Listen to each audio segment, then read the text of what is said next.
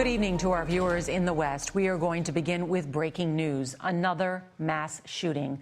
A gunman went on a rampage in Milwaukee this afternoon. Multiple people are dead, including the shooter. It happened at the Molson Coors complex where Miller beer is brewed. As the gunfire rang out, workers were told to shelter in place as police swarmed the scene. Dean Reynolds leads off our coverage tonight from Milwaukee. Police responded to calls of a shooting at the Molson Coors compound this afternoon. A total of 6 people who worked there are dead, including the shooter who took his own life. Milwaukee Mayor Tom Barrett. This is a tragic day for our state. 5 families, 6 families actually, are grieving and will be grieving because of this horrific act of this individual. As officers donned tactical gear, employees of the brewery were warned via email to find a safe place to hide. At least one woman texted her husband that she was locked inside a room with co-workers. Emergency responders described the scene to dispatchers. I just overheard on the radio 7 victims. Neighboring schools were locked down. This bus driver says students were in the process of dismissal when it all began. Well, they're not going to let them out until this is over with, so that could be a long time. Ryan Hull's son let him know what was happening. He had called me and told me that, they were all locked down. They can't even leave the classrooms. Hours later, the two were reunited. All of us were just kind of in shock because we didn't know what was going on. Dean Reynolds, CBS News, Milwaukee.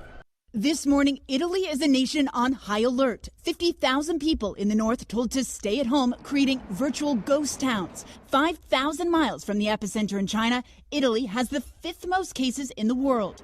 The sudden spike leading Italy's prime minister to take what he calls dramatic measures. Trains now being inspected at the border with Austria, schools closed in the state of Lombardy. The famed Milan Cathedral now shuttered to tourists. The Venice Carnival cut short. And a stark image for the end of Milan's Fashion Week. Here, Giorgio Armani holding his runway show in an empty theater, models on a darkened catwalk while those in attendance stream the show from a safe distance. Meanwhile, South Korea has now raised its coronavirus alert to the highest level.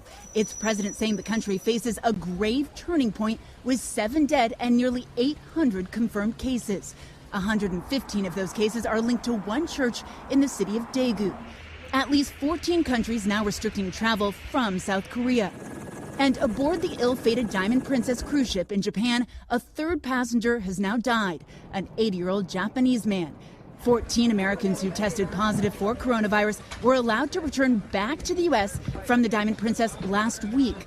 The New York Times reporting President Trump was surprised by the decision and infuriated they were permitted to return.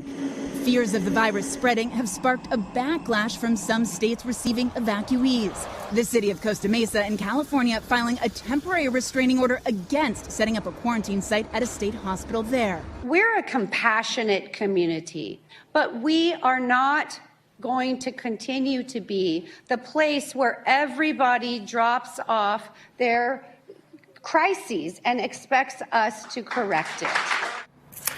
Molly, back to where you are in Italy with the cases rising there. There's got to be concern about Europe itself and this racing across Europe.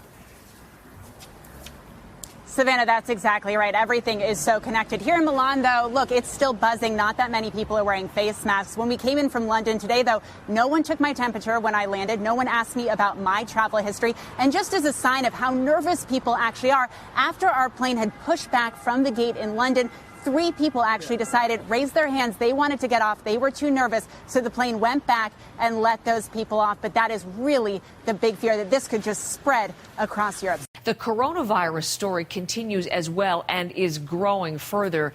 Very much we'll be watching the opening of the North American markets this morning. Yesterday, a beating after fears that COVID-19 is going to clobber the global economy.